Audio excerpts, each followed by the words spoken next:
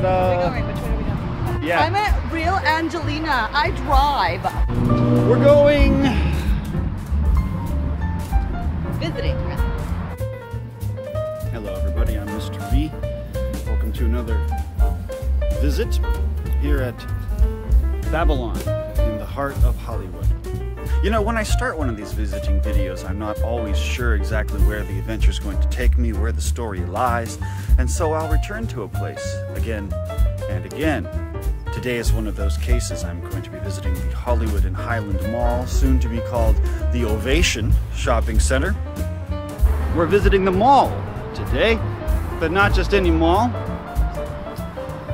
The other day I was visiting the El Capitan movie theater on Hollywood Boulevard, and I went across the street to get some high angles from the Hollywood and Highland Mall, and I was shocked because I have never been in there before, and I was aware of what it was, and maybe you're not, and that's why we're going down there today, because they're changing it.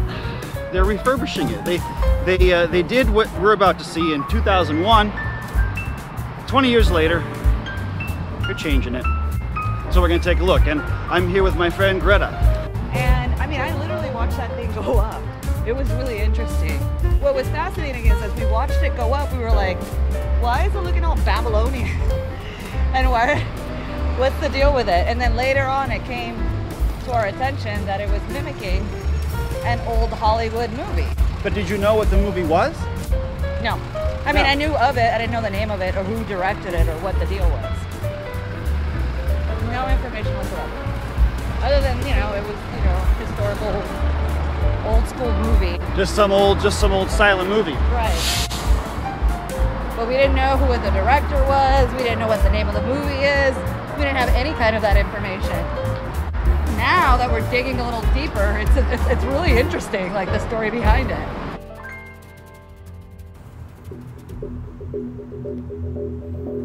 I have a larger point. Years ago, I would drive down Highland into Hollywood. I'd get this view of this massive gate, and nowhere in my memory was there the knowledge of a movie, even vaguely associated with it.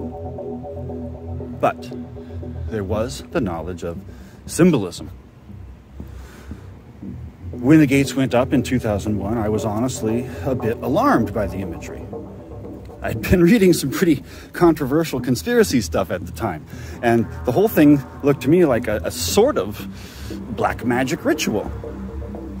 And honestly, I do believe that the building casts a spell.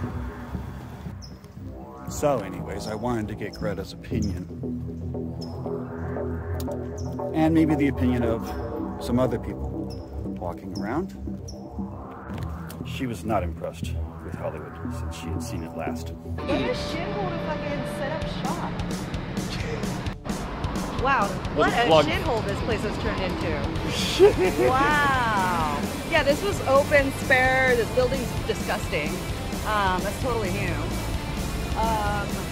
But, okay. We're going to see a place right now that is... See, they're Used to be a lot of writers here. Did it? Oh yeah, it's dark. Greta's not having a good time in Hollywood today. She's disappointed. She's disappointed. Well, right? I mean, do you remember what Hollywood was like 20 years ago? Yeah. I knew that one of my favorite shops down here was a thrift store / porn shop. Bad. It used to be hookers, heroin, yeah. and we're in the jungle, baby. I'm not gonna put that. It was awesome, and it was ran by the grumpiest Chinese man you've ever seen in your life. It was all like a lot of porn shops. Greta doesn't like what they've done with Hollywood. She's, look at this monstrosity. Look at this. It's just horrible. I do. Hollywood now is not the Hollywood of then. You should have seen this place when it was. I didn't call that out.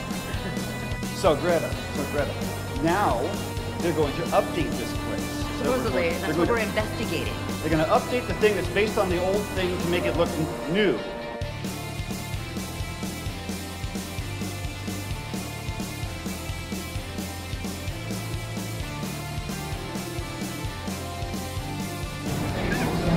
Where are you going? Yeah, where are you going? You're just running. You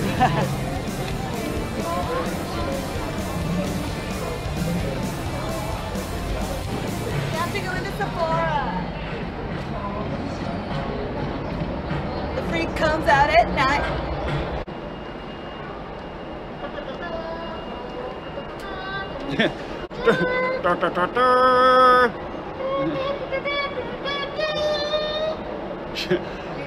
If only they had escalators in Babylon.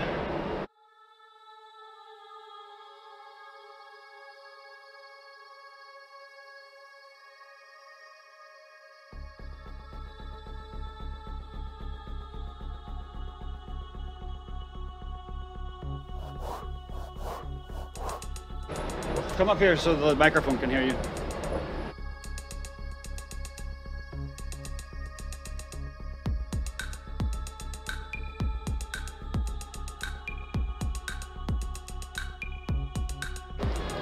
You see this guy right here? This guy right here? Yeah. In the natural, well, most museums have examples of this, Babylonian examples, but what we're looking at is a high priest in costume from probably an old Babylonian temple, and we have lots of examples of that guy in a lot of bas reliefs from that era.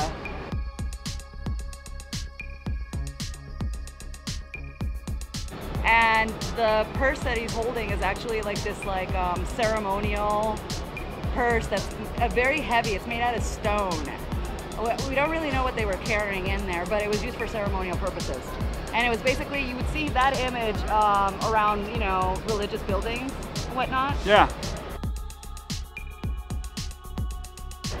Yeah, I think about those things when I come here, actually. I think, you know, this town does have a bit of an interesting history with, let's say, magic.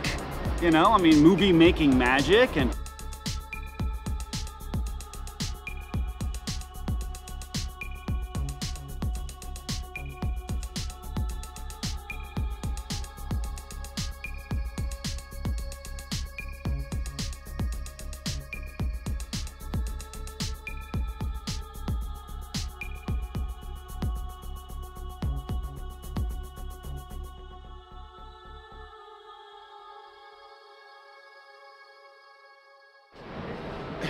Greta left me.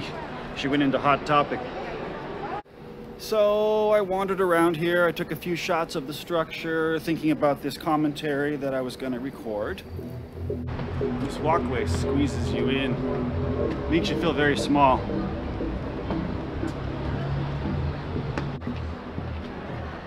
Yeah, so after a little while, you just kind of say, all right, some giant gate, a couple of big elephants. Look how huge it is, though. I mean, like, what? Monument to Hollywood.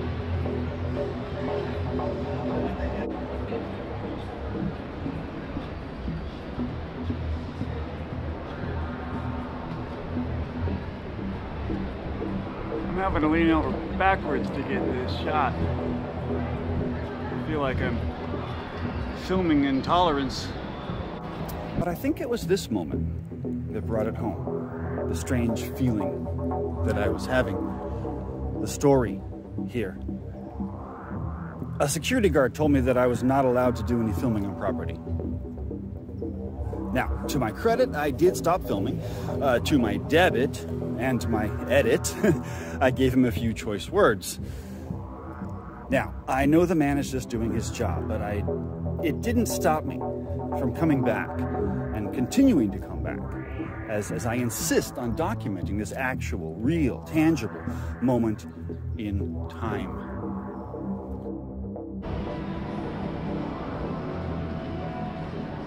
I think that's all that's left of the elephant's trunk. Just the supporting structure here.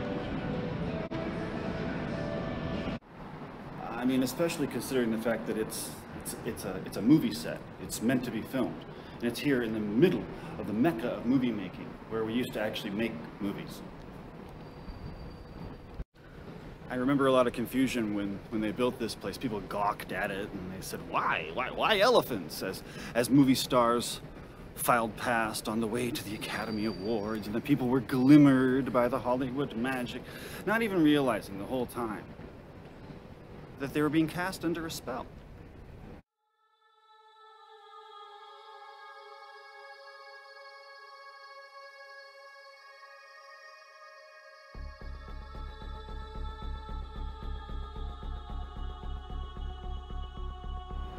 This portal takes us back in time to an era when names like D.W. Griffith and Cecil B. DeMille were perfecting the art of movie making.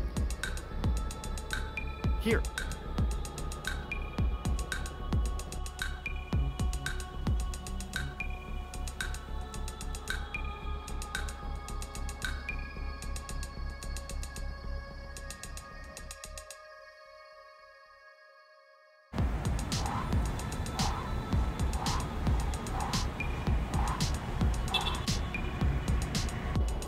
Intolerance was D.W. Griffith's second film.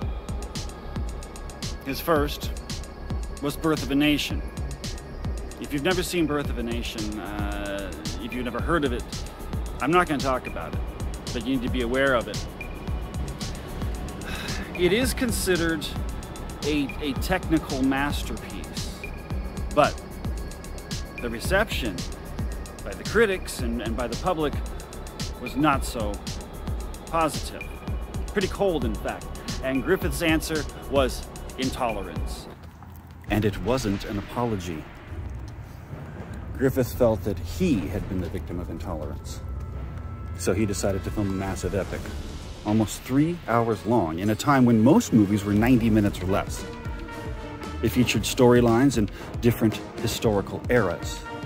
If you've seen the recent film Cloud Atlas, it's sort of a tribute to this style of filmmaking, with concurrent stories occurring in different eras of time. The incredible sets for Babylon were built right here in Hollywood. Literally, right here, when movies were really made here in 1916.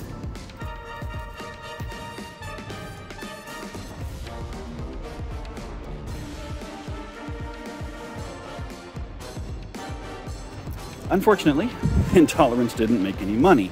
It cost $3 million, according to Griffith's ad team, but most say it was probably just south of $1 million. Still, this was the 1910s, and there wasn't any money left to even tear down the set. So, it stood rotting until 1919, until the city declared it a fire hazard and tore it down.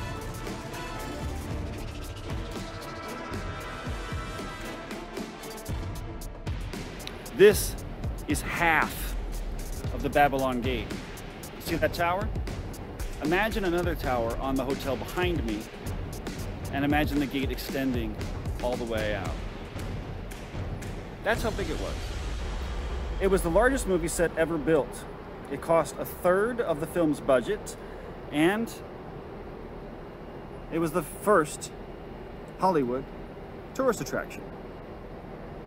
A major Hollywood structure which stood many years ago, and people said, oh, go to Hollywood and see this, for about 4 years, right? It stood around, yeah. It stood around from 1916 Can you imagine to 1919. Living in some like weird residential area and there's this giant movie set. Yeah, look at this picture. Hanging around.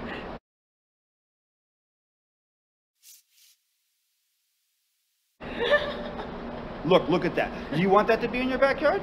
That'd be kind of awesome. Yeah.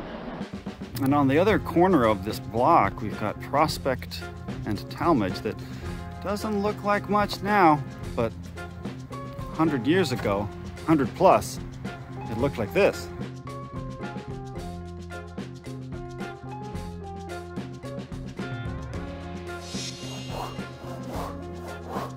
But the legend of the Babylon set lived on, and with it, the magic of Hollywood, and with it, the legend of D.W. Griffith grew. Although he never had a major hit, still, he is revered by some of the greatest directors of all time for his technical innovations. And along with early Hollywood greats like Charlie Chaplin, Mary Pickford, and Douglas Fairbanks, he formed United Artists, the very first independent movie studio. D.W. Griffith died here in the lobby of the Hollywood Roosevelt Hotel.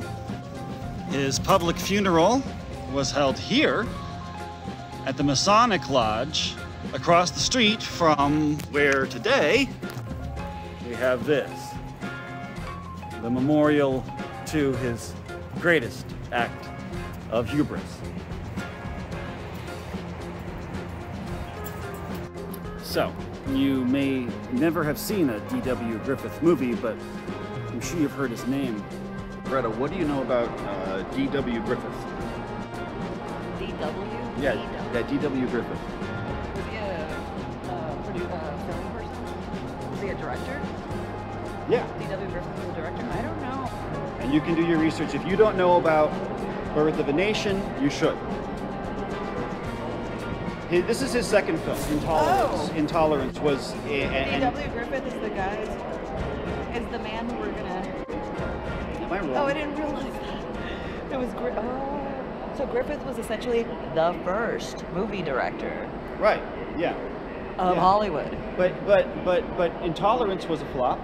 But we have to give credit where credit is due, because he really essentially was the first Hollywood film. Well, he created director. the first... Like, we wouldn't have Star Wars, we wouldn't have big massive epics with massive sets like we're about to see without him. Yeah, you're right. He set kind of a precedent. Yes. He set the precedent. Now, the other funny story about this is that apparently the author Ray Bradbury takes credit for this mall. Apparently he urged mall builders across America to build large open spaces where we could come together and stand in awe and stare. Because we don't have cathedrals, churches, etc. anymore. That was his logic. So believe it or not, some companies in the Northwest apparently took up his cause and started building malls with big open spaces and weird things to look at, I guess. Maybe I'll do some research on that later. But this mall is actually an outgrowth of that, and apparently Bradbury himself knew it. He took credit for it. He said somewhere in Hollywood they need to rebuild D.W. Griffith's Babylon from Intolerance. And then when they did, he took credit for it. So I ask you, was it his idea?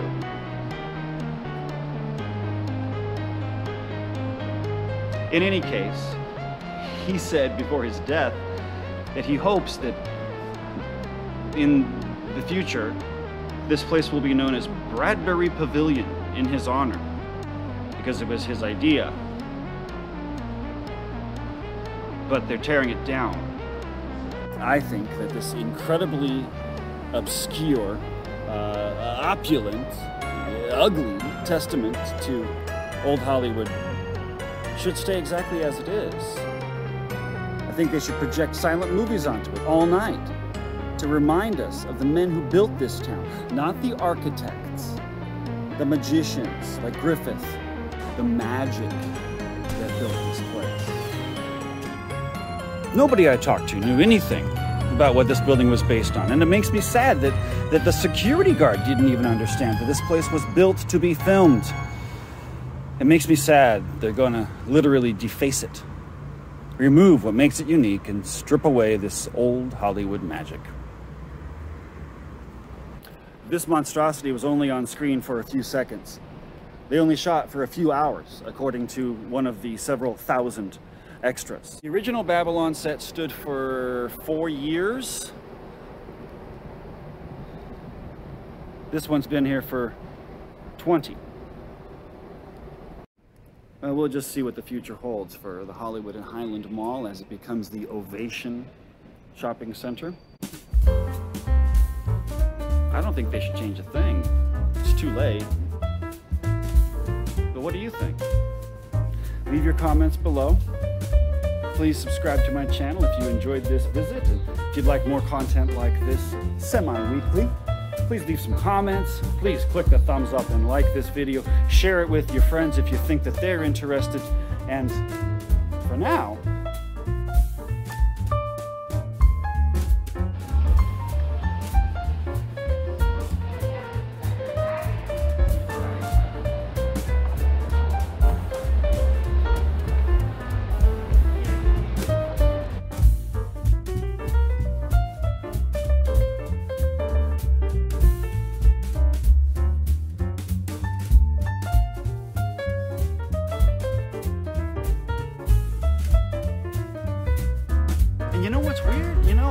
the story always gets more complex as I do these visits. Look, across the street